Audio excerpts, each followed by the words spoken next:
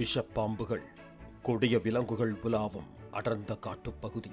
நிலச்சரிவு ஏற்பட்டால் எப்போது வேண்டுமானாலும் மண்ணுக்குள் புதைந்துவிடும் அபாயம். ஆபத்துகள் நிறைந்த அந்த குகைக்குள் 2 மகள்களுடன் வினோதமாக வாழ்ந்து வந்த வெளிநாட்டு பெண். விசாரணையில் வெளியான அதிர்ச்சி பின்னணி குறித்து விவரிக்கிறது இந்த செய்தி தொகுப்பு.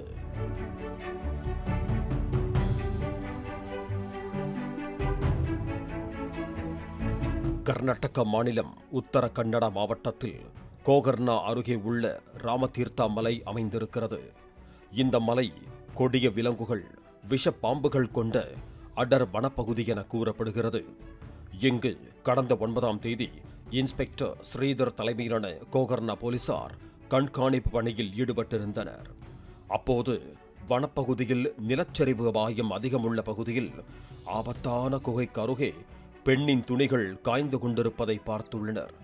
அதிர்ச்சிக்குள்ளான போலீசார், உள்ளூர் மக்களே வருவதற்கு அச்சப்படும் பகுதியில் இவ்வளவு மாடர்ன் உடைகளை காய வைத்திருப்பது யார் என்று விசாரித்த போதுதான் 40 வயது மதிக்கத்தக்க வெளிநாட்டு பெண் ஒருவர் தனது 6 மற்றும் 4 வயது என 2 மகள்களுடன் அந்த குகைக்குள் இருந்தது தெரிய வந்தது.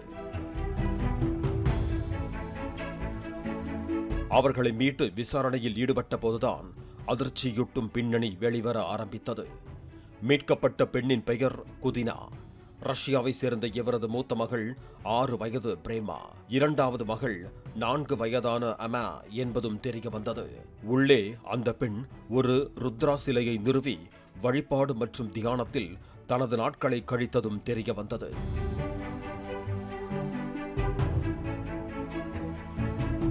ரஷ்யாவில் இருந்து கோவா சுற்றுலாவுக்கு வந்த இவர் பிறகு கர்நாடக கோகர்னாவுக்கு சுற்றுலாவுக்குள் வந்துள்ளார். அவருக்கு ஆன்மீகத்தில் நாட்டம் அதிகமாக இருந்ததால் வனப்பகுதியில் தங்கி தியானம் மற்றும் பிரார்த்தனை செய்ய முடிவு செய்ததாக கூறப்படுகிறது. சுற்றுலா தலம் உள்பட பிற நகரங்களில் மக்கள் அதிகமாக இருக்கிறார்கள். இதனால் அவர் அமைதியான முறையில் வனப்பகுதியில் தியானம் செய்ய முடிவு செய்ததாகவும் கூறப்படுகிறது. அதனால் அவர் தனது 2 மகள்களுடன் அடர் வனத்தின் குகைக்குள் தங்கி இருந்ததாக விசாரணையில் தெரிய வந்தது. அதே நேரம் 40 வயது வெளிநாட்டு பெண்ணான குதினா, அதுவும் தனது 2 பெண் குழந்தைகளுடன் தங்கியிருந்த குகையானது மிகவும் ஆபத்தானது என கூறப்படுகிறது. அதாவது குதினா தங்கியிருந்த குகை பகுதியில்தான் கடந்த 2024 ஜூலை மாதம் பெரிய அளவில் நிலச்சரிவு ஏற்பட்டது. அதேபோல ஆபத்து நிறைந்த வனவிலங்குகள் இந்த இடத்தில் அதிகமாக நடமாடுகின்றன. விஷப்பாம்புகள் உலாவிக் கொண்டிருக்கும். ஆனால் இந்த ஆபத்துகளையெல்லாம் உணராமல் தனது 2 மகள்களுடன் அங்கு தங்கி இருந்தது தெரிய வந்தது.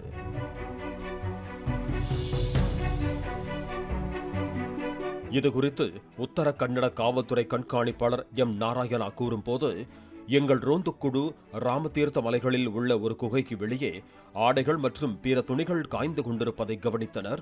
அவர்கள் அந்த இடத்தை அடைந்தபோது குதினாவும் அவரது 2 மகள்களும் அங்கு வசிப்பதை கண்டனர். இப்படிப்பட்ட காட்டுப்பகுதியில் அந்த குடும்பம் எப்படி உயிர் பிழைத்தது என்பது ஆச்சரியமாக இருந்தது.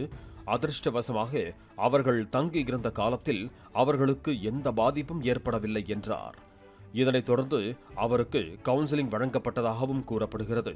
அதன் பிறகு கும்டவட்ல பன்கிகொட்லா கிராமத்தில் உள்ள 80 வயது பெண் துறவியான சுவாமி யோகரத்னா சரஸ்வதி நடத்தும் ஆசிரமத்திற்கு அனுப்பி வைக்கப்பட்டுள்ளார். மேலும் அவரது விசா உள்ளிட்ட ஆவணங்களை அதிகாரிகள் விசாரணை மேற்கொண்டனர். அப்போது அது தொடர்பான விவரங்களை வழங்க அந்த பெண் தயங்கியதாக கூறப்படுகிறது. ஆவணங்கள் குகையில் தொலைந்து விட்டதாகவும் கூறியுள்ளார்.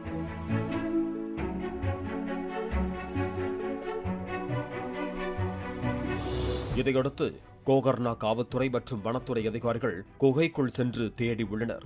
அப்போது அங்கு ஆவணங்கள் மீட்கப்பட்டன.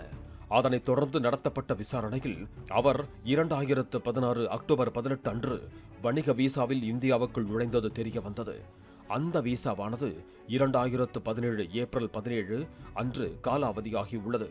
இதனால் வெளிநாட்டினர் இந்தியாவில் தங்கியிருக்கும் போது சட்ட ரீதியான தேவைகளை பூர்த்தி செய்யக்கூடிய FRRO பனாஜியால் 2018 ஏப்ரல் 19 அன்று வெளியேறும் அனுமதி வழங்கப்பட்டது.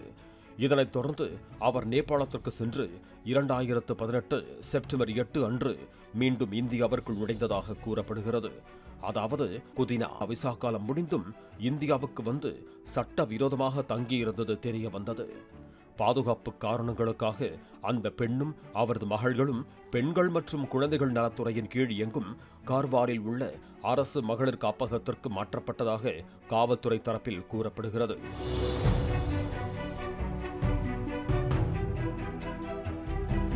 விசா மீறல்கள் தொடர்பாக உத்தர கன்னட காவல்துறை கண்காணிப்பாளர் பெங்களூருவில் உள்ள வெளிநாட்டினரின் பிராந்திய பதிவு அலுவலகமான FRROவை தொடர்பு கொண்டு நடவடிக்கைகளை தொடங்கியதாகவும் கூறப்படுகிறது.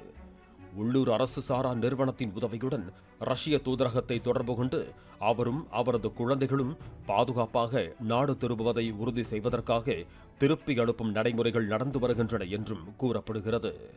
பிளே ஸ்டோர் மற்றும் ஆப் ஸ்டோரில் இருந்து பாலிமர் செயலியை QR கோடு மூலம் பதிவிறக்கம் செய்யுங்கள். செய்திகளை உடனுக்குடன் பெறுங்கள்.